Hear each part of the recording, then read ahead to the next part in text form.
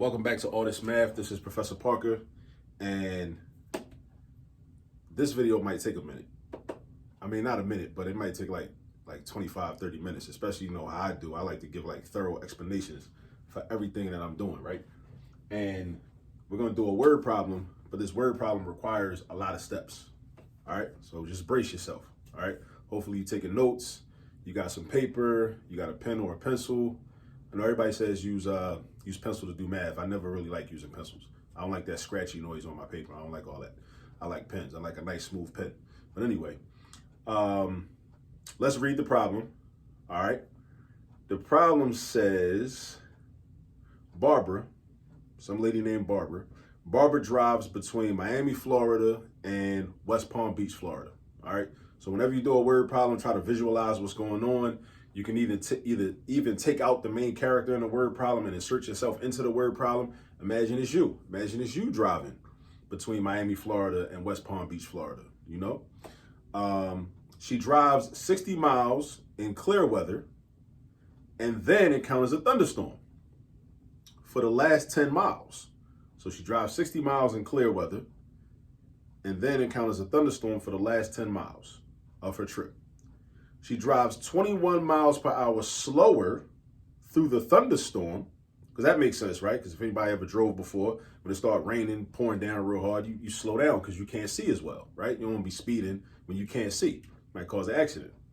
So she drives 21 miles per hour slower through the thunderstorm than she does in the clear weather. At first it was clear weather, now it's thunderstorming. If the total time for the trip is 1.75 hours, so think about that, 1.75 hours, 0.75 hours is 3/4 of an hour or 3/4 of an hour, so that's 45 minutes. Because the hours, if you break an hour down into fourths, each of the fourths or each of the quarters is 15 minutes. So if you got 3 of them, that's 3 times 15, that's 45. So an hour, 45 minutes. So the whole trip is an hour, 45 minutes, right? Determine her speed driving in the nice weather, and then determine her speed driving in the thunderstorm. Now, as you see, this problem is not written on the board, but it is in the description, notes right below the video. Hopefully you're also already subscribed to the channel. Make sure you subscribe, like the video, share it, tell other people about it and all that. All right. So this is what we call, if you notice, a distance, rate, time word problem. Now, how would you know that? You would know that because when you read the problem, you see the problem talks about distance. She drove 60 miles. Then she drove 10 miles. That's distance. It talks about the rate of speed. She drives 21 miles per hour slower through the thunderstorm than she does in the clear weather. And also you're trying to determine her speed driving in the nice weather and her speed driving in the thunderstorm. All right. So that's the rate part. That's the R part in the formula. This is distance. This is the rate of speed. And T stands for time. The amount of time. It says the total time for the trip is 1.75 hours or an hour and 45 minutes. All right. So with this information, you know that this is the type of word problem that we have. There are many different types of word problems. One of the keys is being able to recognize what kind of word problem it is. And then once you know what type of word problem it is, then that helps you to know how to set it up. All right. Just like when you're playing a video game on certain levels, if you're going against certain bosses or whatever, certain enemies, you know how to attack them based on who they are. Right. Same thing with word problems. If you know what type of word problem it is, you know how to attack it. All right. So because I know this, what I'm going to do is I'm going to set up a little table or a little chart and kind of like organize my information. All right. So first what I'm going to do is I'm going to write 3 columns.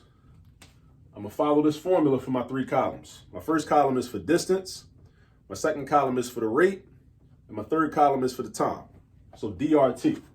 So I'm going to have D, then R, then T. So let's do that, right? These are my 3 columns, distance, rate, and time. Distance, rate, and time. Now I'm gonna have 2 rows, 2 rows. You know why I'm gonna have 2 rows? Because the question we're being asked is to determine her speed driving in the nice weather and her speed driving in the thunderstorm. So I'm gonna have 1 row for nice weather because it's 2 different scenarios, right? The distance, the rate, and the time for the nice weather is one thing. But the distance, rate, and time during the thunderstorm is another thing, right? Those 2 things are related to each other, but we can separate them at first, all right? So I'm going to just put nice weather. let's call that NW. And then thunderstorm, let's call that TH.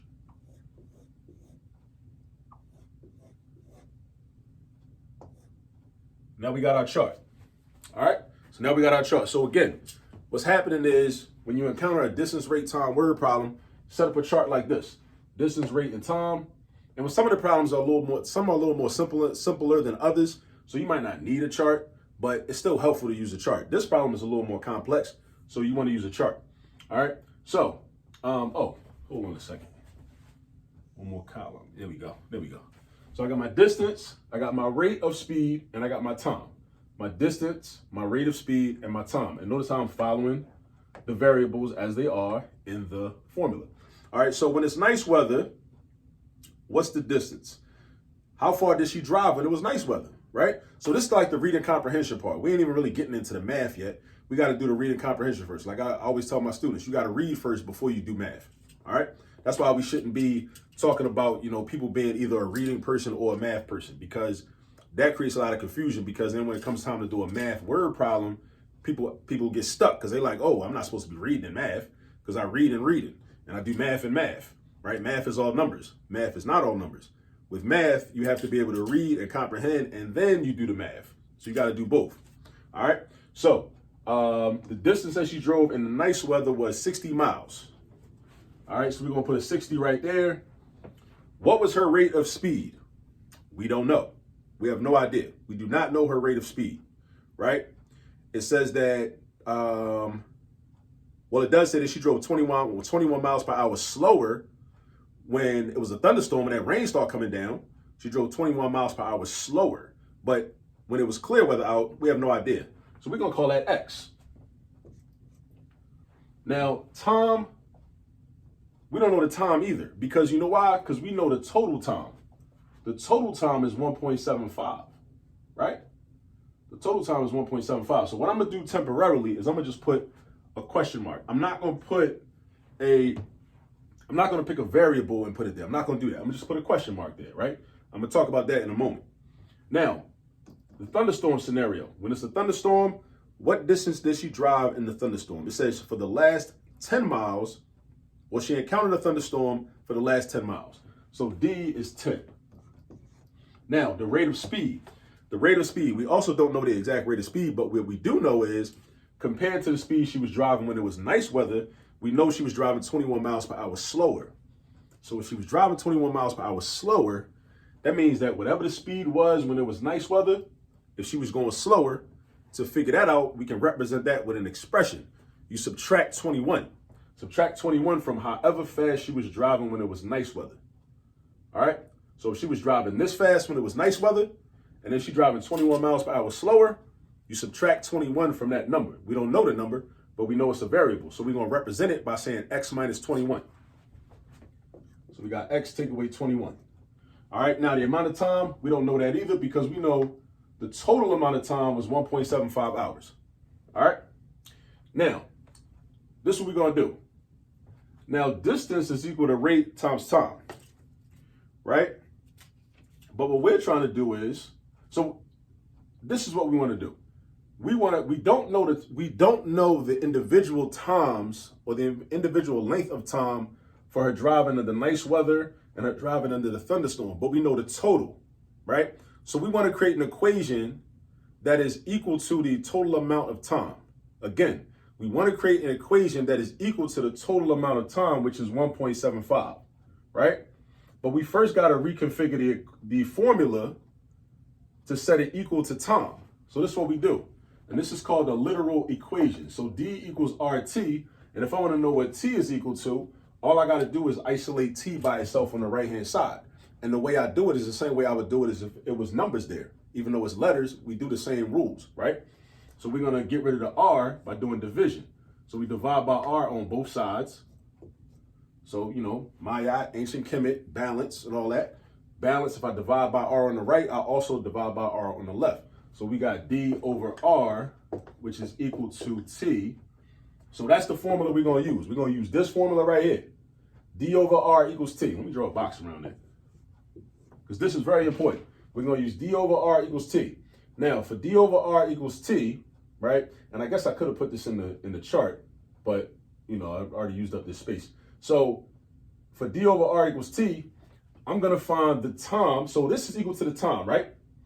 So that means that D over R is equal to the amount of time that she drove under nice weather conditions.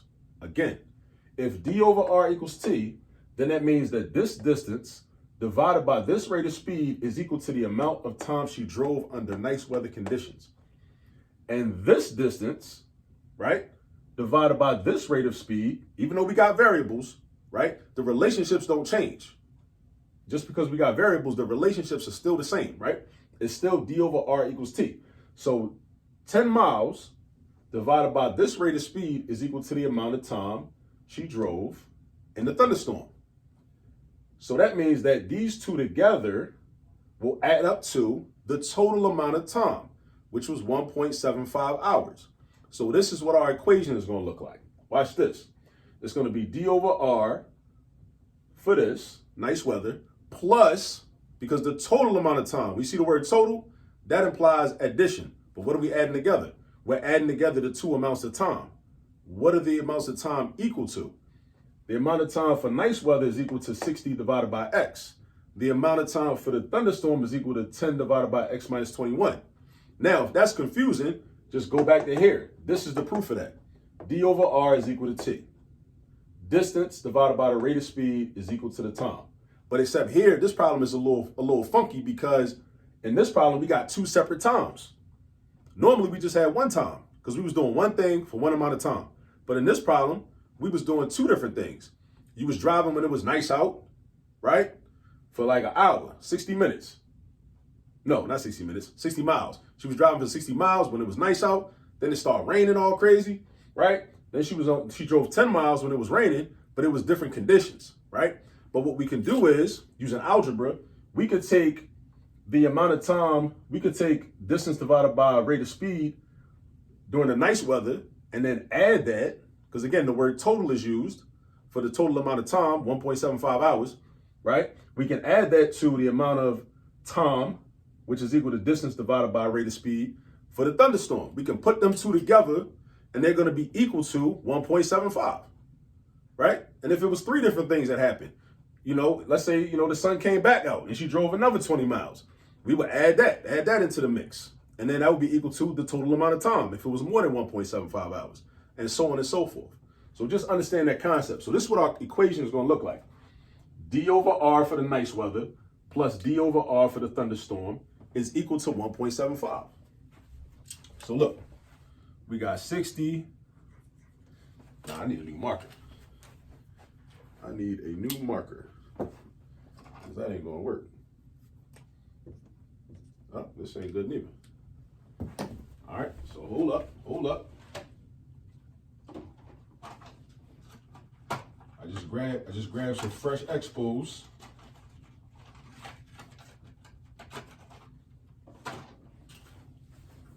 Just grab some fresh expos off Amazon anyway for times like this.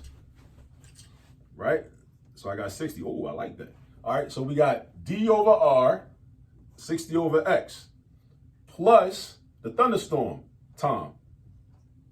10 over X minus 21 is equal to the total amount of time. The total amount of time is 1.75 hours. So we say 1.75. So now that's our equation. That's our equation. So in my estimation, the difficult work is done, even though we still got a whole lot more work to do. And I hope I got enough space on this board for all this work we're about to get into. All right. So 60 over X plus 10 over X minus 21 equals 1.75. All right. Now our goal is to solve for X, because once we solve for X, we're going to know her rate of speed when it was nice out. And then to find the rate of speed when it was a thunderstorm, we just subtract 21 from that. All right. So dig this. Right. I got two fractions here, right? Two fractions. What I want to do is I want to combine these into one fraction. That's what I want to do. All right. And then I want to ultimately get rid of the fractions. All right. So the first thing I got to do to combine these, I got to find what's called a least common denominator, or a LCD. Now, granted, normally when we talk about LCDs, we talk about numbers like 1/4 plus 2/3, right? But the same rule applies, even though we got variables. The same rules still apply. So one of the ways to do that is you can just multiply this denominator by that denominator, and that will give you a common denominator. That's what that'll give you. That'll give you a common denominator, right? So this is going to combine into just one fraction, x times the quantity x minus 21, because I'm just multiplying this denominator times that denominator, right? Now, I'm not going to actually distribute the x, not yet. I'm going to do that in a minute. But then what are my numerators, right? So this is the tricky part for a lot of people, right? To get the numerators, you got to take the LCD and divide by the original denominator. So this x times quantity x minus 21 divided by x, the x's cancel out. This x and this x cancel out, leaving you with this. And then you got to take what's left and multiply it by what was in the numerator. So we're going to have 60 multiplied by what was left, which is x minus 21. All right, so that's the numerator part from this fraction. Now from this fraction, do the same thing. Take the LCD divided by this denominator right here, right? The x minus 21s cancel out. This whole x minus 21 cancels out with this x minus 21 because they the same thing. That's like doing 3 divided by 3. 3 divided by 3 is 1 because they the same thing. X minus 21 and x minus 21 the same thing. So they're going to be 1. All right, what's left? X. You multiply x by the numerator. So that's going to be plus 10x equals 1.75, right? So now, that's what we're going to do. We're going to do, I'm going to simplify this. I'm going to simplify this now. So I'm going to distribute this 60. So now I got 60x minus 1260, because 60 times negative 21 is minus 1260. And then I got plus 10x over here. And then I'm gonna distribute this x now. I'm going to say x squared minus 21x. So once I do this, right, and I see that this is x squared, I know I'm dealing with a quadratic now. So because I know I'm dealing with a quadratic, I know what's going to happen. I know I'm going to have to solve for x using one of the methods for solving a quadratic equation. Either factoring or either square root property. It's probably not going to be square root property because it looks like I'm going to have a linear term. I can't use square root property if I got a linear term, meaning if I got something with x to the first power in it. So I can't use that. I could complete the square, but that's a little extra. Or I could use quadratic formula. Quadratic formula, I bang with quadratic formula. I like it. It's straightforward. It works every time, no matter what the equation look like. So I'm going to end up using a quadratic formula. I know that because I got a quadratic, because I got x squared down here. So this is equal to 1.75. All right, I can clean this up a little bit because I got a 60x and a 10x, right? I can combine those two. So let's see this. Let's combine these two. So now we got 70x minus 1260 over x squared minus 21x is equal to 1.75. Make sure you understand how we get from each step to the next step, right? Because every math problem is like a movie. Every math problem is like a movie. It should make sense.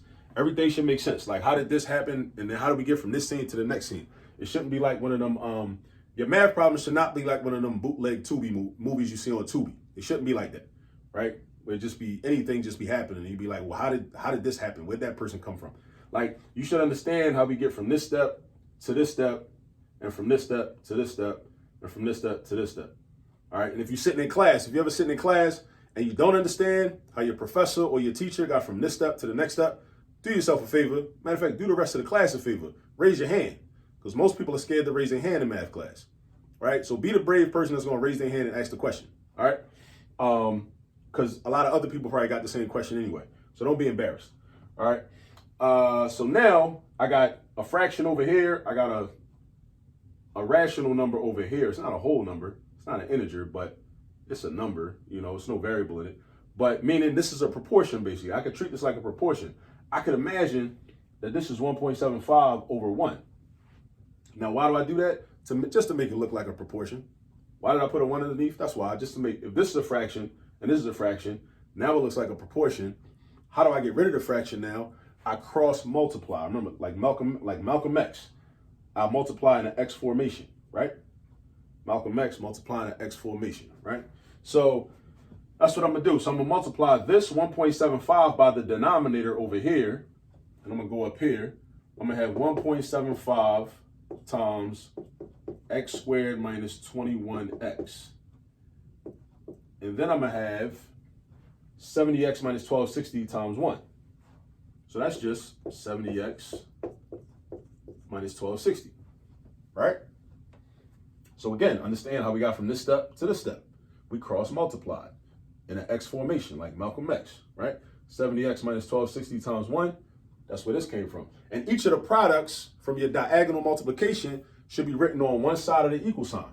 So the product of this diagonal is written over here. The product of this diagonal is written over here. Now, does it have to be like that? No. I could have wrote the product of this. I could have wrote this product over here, and I could have wrote this product over there. It's not going to make a difference. That's called the symmetric property, right? 2 plus 3 equals 5 is the same thing as 5 equals 2 plus 3. That's the symmetric property. That's what that is. All right. There's a name for that, you know? So now what I'm going to do is I'm trying to solve for X. I got a quadratic. So what I want to do is now I'm going to put this in standard form of a quadratic equation or a quadratic expression. No, a quadratic equation. And then I'm going to use the quadratic formula to solve for X. And then once I solve for X, I'm going to have my answer for the rate of speed. And then once I have my answer for the rate of speed in the nice weather, then all I got to do is subtract 21 from that. And I'm going to have my answer for the rate of speed under the thunderstorm, which is what the question asks for. So you see, we got to go through all these steps to get to the answer. And this is how we learn how to problem solve, right? So if you learn how to problem solve with a complex equation like this in a math class, hopefully you can apply that same type of thinking and systematic thinking and thought process to other situations in your life. So this is the benefit. So if you're a child, you're a teenager sitting in a math class, like, why I got to learn this stuff? Why does this matter? It's not about the actual problem. It's about the process. It's about learning the process of solving problems. Because if you are a human being that understands the process of solving problems in one area of life, or even if it's in a math class, you can take that same skill or that same method and apply it in any situation. And we are humans and we will have problems, right? That's just life. But the difference is between some people is some people know how to solve problems. Some people do not know how to solve problems. When you do not know how to solve problems, you open yourself up to a whole lot of mess. Just keep that in mind. So you want to learn how to solve problems. And math is one of the ways where you will definitely learn how to solve problems systematically, right? Through a step-by-step process, considering all the facts, thinking critically, being objective, not getting all emotional, not being in our feelings, right? Because none of this have nothing to do with nobody's feelings, right? This is all numbers, rules, steps, method. That's all it is. All right. Now let's keep going. Let's distribute this 1.75. Let's distribute this 1.75. So I'm going to have 1.75 x squared minus 1.75 times 21x.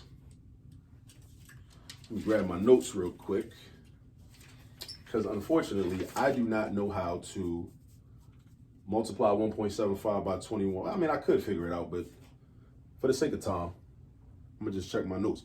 1.75 times negative 21 is negative 36.75. So it's negative 36.75x, which is equal to 70x minus 1260. Now I'm going to try to put this in standard form. So I'm going to put everything to the left-hand side. So I'm going to have 1.75x squared. Now that goes first because that's got the biggest exponent. Whoever got the biggest exponent goes first, all right, in standard form. So 1.75x squared, and then I'm going to have my x term next. But I'm going to subtract 70x from here and subtract it over here too. And that's going to give me negative 106.75x. And then I'm going to add this 1260 on the right and add the 1260 on the left, right? So I'll have 0 on the right-hand side. So I'm going to have plus 1260 is equal to 0. So now I got my equation in standard form. My equation is in standard form. All right? So now I want to solve for x. I got a quadratic equation. So I had to set up my chart, figure out my original equation. It was two rational equations, right? It was, well, two rational expressions within my equation. I got rid of the fractions because we don't want to deal with fractions. We want to simplify, right? And eliminate fractions if ever possible. And it is possible. We found the LCD and then we combined like terms, right? We set it up like a proportion, cross multiplied like Malcolm X. We got this right here. Then we put it in standard form. Now we got a quadratic equation. So now, quadratic formula. Time for the quadratic formula. Quadratic formula looks like this. X equals negative b plus or minus the square root of b squared minus 4ac all over 2a. All right, make sure you have that memorized. You're going to need that. Negative b plus or minus square root b squared minus 4ac all over 2a, right? Now, what I like to do when I'm using the quadratic formula is I like to find the discriminant first. The discriminant is this part, b squared minus 4ac. That part under the radical sign. I like to do that first, right? Why do I like to do that first? It's like a little trick I play on myself. It makes me feel like, or it makes me think that I'm doing less work. Because I'm not doing less work. I'm breaking the work up into manageable parts instead of just throwing everything into the formula all at once and then having to do the whole thing, do all the calculations step by step. I'm still doing the work step by step, but I like to find this piece right here. And then once I find that piece, then I just throw that into the formula. So that's what I'm about to do right now. So I'm going to do b squared minus 4ac. Now, what is that equal to? What is b? B is the coefficient of the x term, 106.75.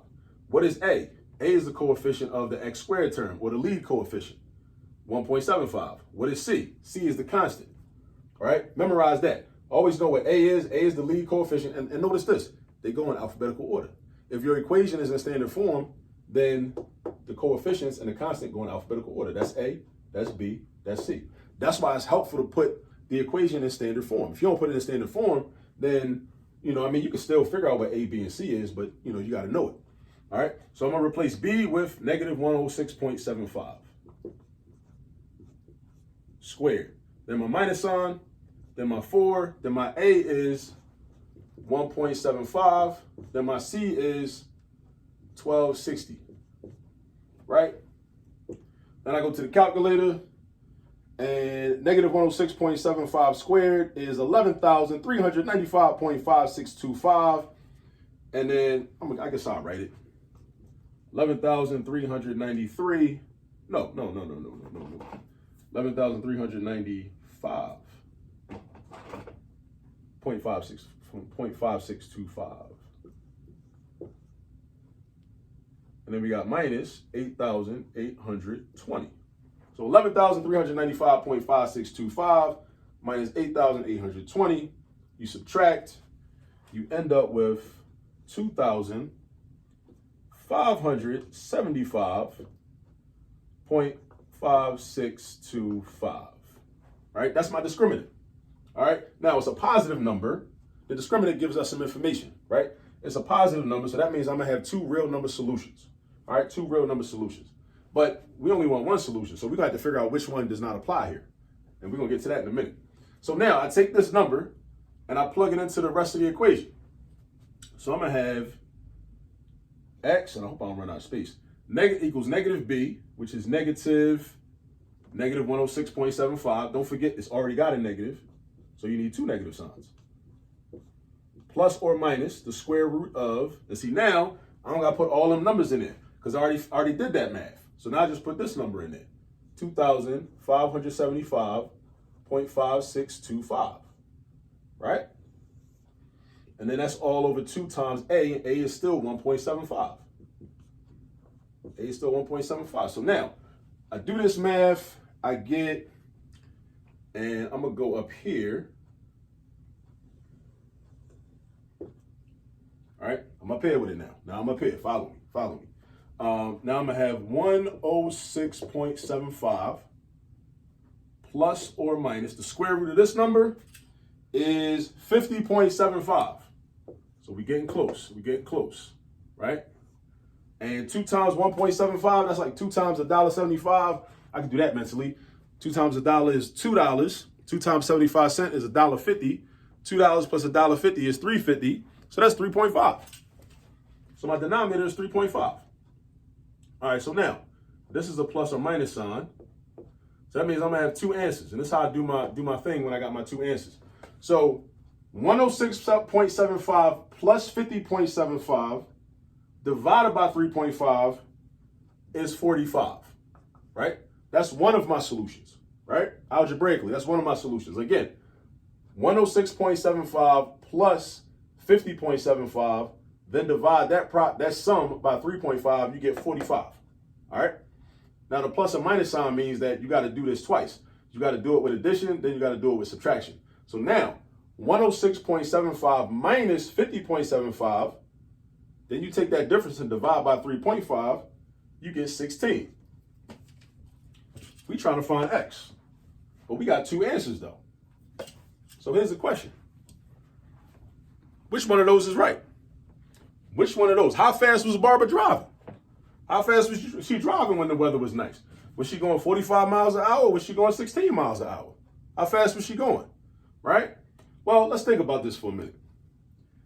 If she was going 16 miles an hour, and then when the thunderstorm hits, she's going 21 miles per hour slower, that would mean that when the thunderstorm hit, she's driving -5 miles an hour.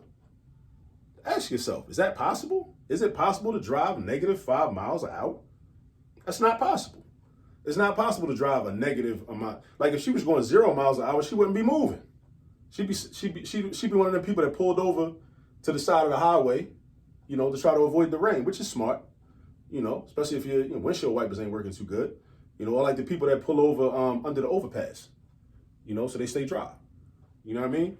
So that's impossible. So therefore, she couldn't be driving 16 miles an hour. So this answer is no good. This doesn't apply here. Even though algebraically, it's a solution algebraically, but it doesn't apply to this scenario, right? 45 miles per hour works because if she was going 45 miles per hour when it was nice weather, 45 minus 21, 45 take away 20 is 25, 25 take away 1 is 24. That means she's going 24 miles per hour when the thunderstorm started. So it's just 45 miles per hour. Here we go. Let me do this little 45 in here. And then when the thunderstorm hits, she's going 24 miles per hour. So we answered the question. But what I also like to do, and I'm going to use this space right here. What I like to do is like check my work to make sure. Because this was our original equation, right? This was our original equation. So if this is a correct answer, then we should be able to say that 60 miles divided by 45 miles per hour plus 10 miles divided by 24 miles per hour is equal to 1.75. And if that's true, then that means our answer is correct. Because math is all about finding the truth. So if you, and the way you find the truth, if you have a number or an answer that gives you the truth, then that means it's a good answer. That's what that means. So let's see. Let's try to check this. So let's say 60 miles divided by 45 miles per hour plus 10 miles divided by 24 miles per hour is equal to 1.75. Now that's what I'm claiming, but is this true? Now 60 divided by 45 is 1.33 repeating, right? The 3 is going forever when you throw that in your calculator. And 10 over 24 is going to be 5/12. 5/12 is the same thing as 0.42. And this is, well, rounded off, this is 1.75. So we good. 1.75. 1.75 does equal 1.75. So we have the truth. We have found the truth. All right. So I know this problem was long. This video is over 30 minutes long. It's probably the longest video I ever recorded in my life, right? On this channel. It's probably the longest video on this channel. But look, this is how you do it. Distance, rate, time. How do you know it's distance, rate, time? Because you read the information in the problem, you see they're talking about distance, they're talking about rate of speed, they're talking about the amount of time. Those are the things they're talking about, right? Set up your little chart, have your information organized. A lot of students don't like to do this. This is a good idea because the less that you write down on paper, the more that you got to think about and juggle in your head. And that's how you get confused. Have everything written down in an organized manner. Nice little chart. You got your distance column. You got your rate of speed column. You got your time column. You got your nice weather row. You got your thunderstorm row. All your information is right there, nice and organized. And then when it comes time to write your equation, you just like, okay, well, I know distance over rate equals time. So boom, we got 60 divided by x equals time, right? And then 10 divided by x minus 21 also equals time. And if you add the two times together, because the total time, and total means addition, the total time total means addition, is 1.75. So this is your equation. Honestly, this is like, for a lot of people, this is the hardest part right here, getting to the equation. And then once you get to the equation, then you got to know the algebra that you learned, or that somebody was supposed to teach you, right? If they didn't teach it to you, I got videos on the channel, so don't worry, right? I got videos on the channel to show you how to do this, right? Add two rational expressions together, right? Solve a rational equation. I got videos to show you how to get rid of the fractions and get to something like this. I got videos to show you how to use the quadratic formula, right? So even if you didn't learn it before, or you're learning it right now and it don't really make sense, I got a video for that. All right, that's why you should tell everybody about this channel. All right, so now, it's a lot, but as long as you're organized and you go step by step and you understand the concept of what's happening in the problem, you should be fine. Now, here's the thing. This was a lot, but you got to practice, because you can watch me do these problems all day, but you got to do it for yourself so you become proficient. All right, so find some other examples of these problems. Ask your professor, ask your teacher, ask whoever. Go online, do some research, look up distance, rate, time, word problems. Just get some practice. You got to get some practice, because if you don't, then you'll never actually learn how to do it on your own. All right, and then when test time comes, you'll be out of luck. All right, so go get some practice. I'll catch up with you on the next video. Thanks for tuning in. Peace.